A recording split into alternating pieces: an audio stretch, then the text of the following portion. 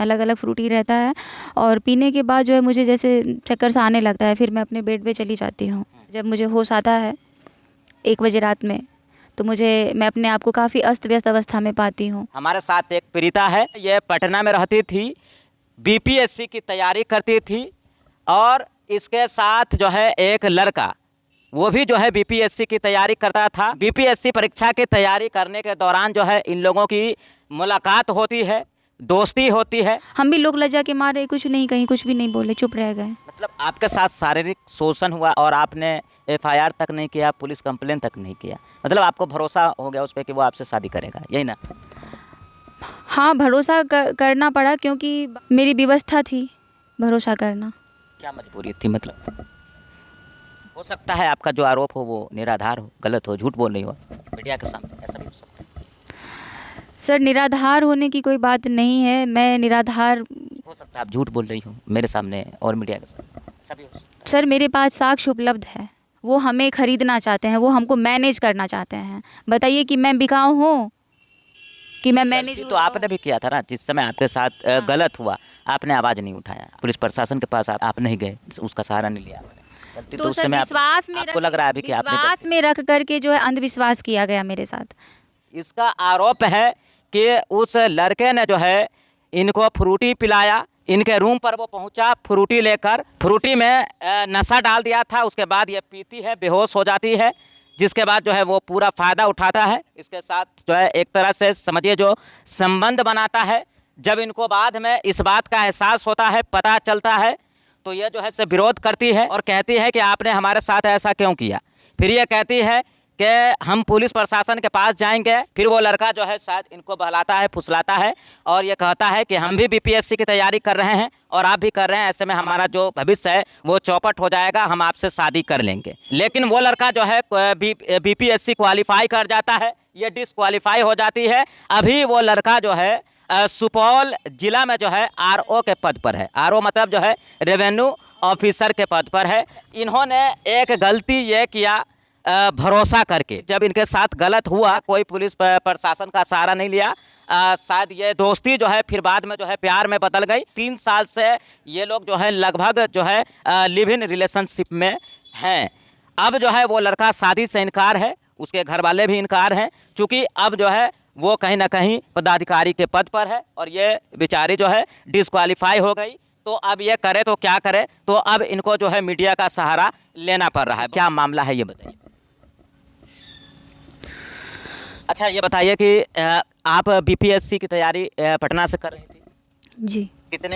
कौन सा ईयर में आप वहाँ गई थी? मतलब सर, मैं वहाँ वर्ष 2017 से ही रह रही थी क्योंकि मेरी पोस्टिंग हुई थी वहाँ, मैं बैंक में थी। अच्छा, पहले बैंक में थी आप? जी। अच्छा, उसके बाद लीव विदाउट पे जा कर के मैं तैयारी आरंभ की और फिर मेरा चयन बहुत सारे एग्ज़ाम्स में हुआ, जैसे कि 60 से 62वीं मेंस में लिखी थी, 63वीं मेंस लिखी थी, दरोगा क्वालिफाई की थी। इस तरह बहुत सारे एग्ज़ाम्स में दे चुकी हूँ।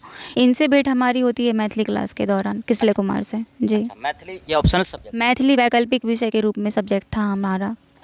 तो उस कैसे, मतलब उन्होंने कहा कि जो हमको साक्षात्कार के लिए जो है हमारी हेल्प कर दीजिए, और उन्होंने व्हाट्सएप के माध्यम से मुझे एसएमएस किया था इसके लिए। व्हाट्सएप मैथिली ग्रुप से नंबर लेकर के मुझे उन्होंने मैसेज किया था। मैंने कहा ठीक है, हम आपकी हेल्प करेंगे। उसके उपरांत हम लोग मिले, बातचीत किए और फिर इस प्रकार से धीरे धीरे जो है उनका आना जाना मेरे यहाँ होने लगा। कि पहले उन्होंने तो बाध्य किया मुझे, विवश, मतलब कि ये मेरे अलावा कहीं और इंटरेंगल ना हो, चाहे जो भी उनका मकसद रहा हो। वो आए मेरे रूम पे तो वही फ्रूटी। हम ये जानना चाहते हैं, उस दिन से पहले क्या आपकी दोस्ती थी, मुलाकात थी? हाँ, एक व्यक्तिगत मुलाकात थी, जैसे कि हाँ एक स्टूडेंट क्लासमेट के रूप में थी। जी, क्लासमेट के रूप में। जी। उसके बाद जो है क्या हुआ था उस दिन, मतलब उस दिन की घटना है, ये घटना अक्टूबर 2020 की है, तिथि मुझे याद नहीं है। और वो आते हैं, फ्रूटी लेके आते हैं, संध्या का समय रहता है, लगभग 7:30 बजे वही आसपास टाइम रहता है। हम लोग डिस्कशन करते हैं, डिस्कशन के दौरान ही जो है हम लोग फ्रूटी भी पीते हैं।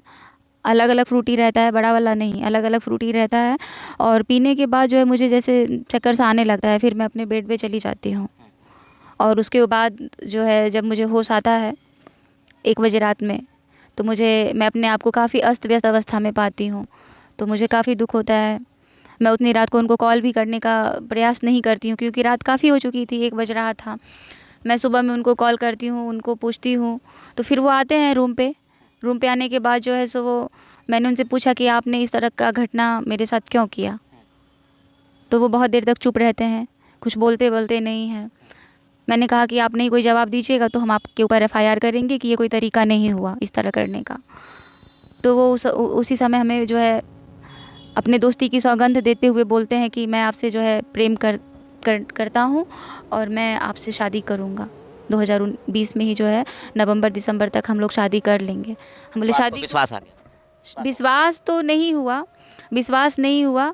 उन्होंने कहा कि अगर आप एफआईआर करेंगी तो इससे क्या होगा, आपकी बदनामी होगी, हमारी बदनामी होगी, पढ़ाई डिस्टर्ब होगा, हमारे परीक्षा पे मेरा हम लोगों का जो पढ़ाई है वो प्रभावित होगा। हम भी लोग लज्जा के मारे कुछ नहीं कहीं, कुछ भी नहीं बोले, चुप रह गए। मतलब आपके साथ शारीरिक शोषण हुआ और आपने एफआईआर तक नहीं किया, पुलिस कंप्लेन तक नहीं किया, मतलब आपको भरोसा हो गया उस पर कि वो आपसे शादी करेगा, यही ना?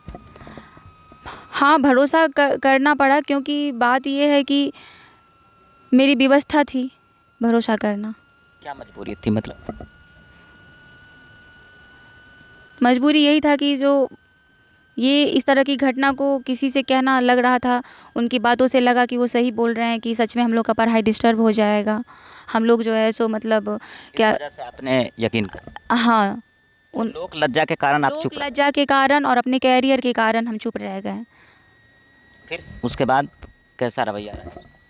संदेह के दायरे में तो मैं रही, ऐसा नहीं है कि मुझे पूर्ण रूप से विश्वास हो गया, संदेह का दायरा बना रहा। मैंने कहा कि ये कोई बात नहीं हुई कि आप इस तरह करके और फिर आप शादी का प्रस्ताव रखेंगे, ये तो कहीं से उचित नहीं है। माँ बाप को अपने गार्जियन को आपने बताया था? मैंने कहा कि आप अपने घर में इस घटना के बारे में बताइए, हम भी अपने घर में बताते हैं। और घटना यानी शादी के बारे में उन्होंने जैसे कहा कि मैं आपसे शादी करूंगा, तो मैंने कहा कि आप अपने घर में बताइए कि आप हमसे शादी करना चाहते हैं, और हम भी बताएंगे अपने घर में कि हम आपसे शादी करना चाहते हैं, क्योंकि मामला ये था कि हम लोग इंटरकास्ट भी थे। जी, ये सबसे बड़ी वजह है मतलब, लगता है?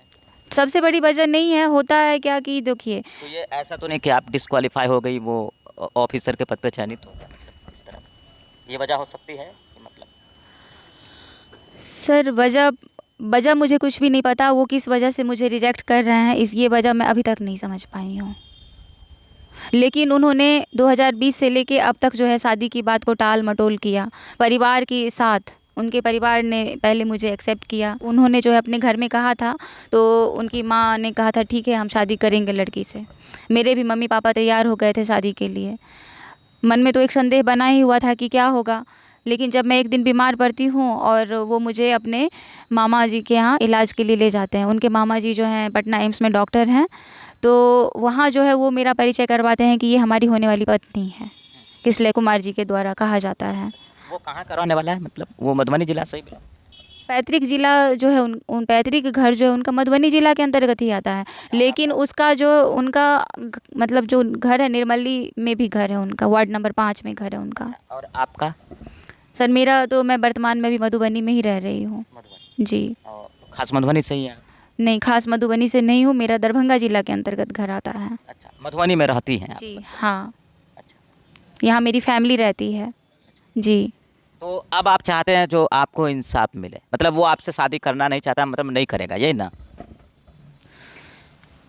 सर जून 2023 में मुझे पता चलता है कि उनकी इंगेजमेंट हो जाती है। अच्छा, इस जून 2023? और इंगेजमेंट के बाद भी मुझे आश्वासन लगातार दिया जाता है कि नहीं हम आप ही से शादी करेंगे। मार्च 2024 में उनके पिताजी मेरे पापा से बात करते हैं तो बोलते हैं हम आपको 14 जून को मिलते हैं, 29 जून को मिलते हैं, लेकिन किसी भी डेट पे जो है पिताजी मिलने नहीं जाते हैं। शादी से इनकार है सारे लोग?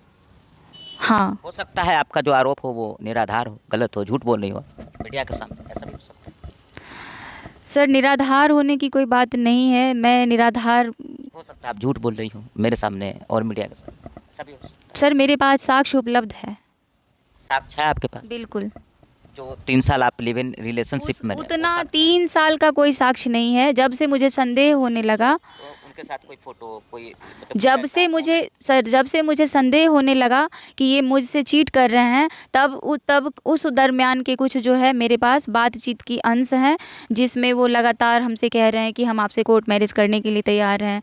उनके पिताजी और मेरे पापा के बीच जो बातचीत हुई है वो सारी चीज़ें हैं, यही सब है। कुछ फ़ोटोज़ वगैरह है, और क्या। मैं तो कोई षड्यंत्र नहीं रची थी कि हाँ चलो भाई मुझे इसे इस तरह से करना है, ऐसा कोई मेरा ध्येय तो नहीं था। तो अब आप क्या चाहती हैं? मतलब अब तो आप ही कह रहे हैं उनका एंगेजमेंट भी हो गया। तो सर मुझे उस बात की जानकारी से कोई मतलब नहीं है। मैं चाहती हूँ कि अगर मैं उनके साथ पिछले 4 सालों से हूँ तो वो मुझसे शादी करें। जी मीडिया के अलावा और कहीं आपने न्याय की गुहार लगाई? कोई कहीं सर, कोई मीडिया के अलावा न्याय की गुहार मैं सामाजिक स्तर पे लगा चुकी हूँ, उनके समाज में जा चुकी हूँ।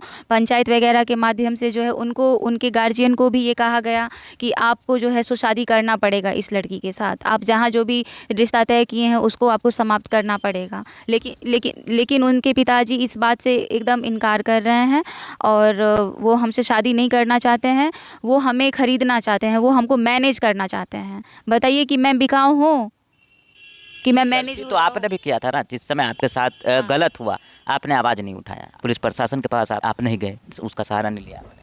गलती तो उस समय आपको लग रहा है अभी कि आपने विश्वास में रख करके जो है अंधविश्वास किया गया मेरे साथ। विश्वास में रख करके मेरे साथ अंधविश्वास किया गया। तो मतलब अगर आपसे वो शादी नहीं करता है फिर आप क्या रास्ता अपनाएंगे, ये बताइए। कुछ रास्ता है आपके पास? क्या पुलिस प्रशासन, कोर्ट, अदालत, कहीं तो जाएंगे आप न्याय के लिए?